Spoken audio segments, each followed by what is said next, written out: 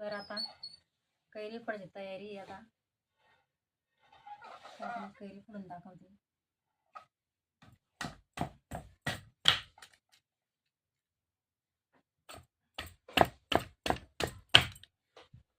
तुम्ही तुमच्या आवडीनुसार तयार करा. लहान मोठी साईज मी नॉर्मलच घेणार आहे. अशा पद्धतीने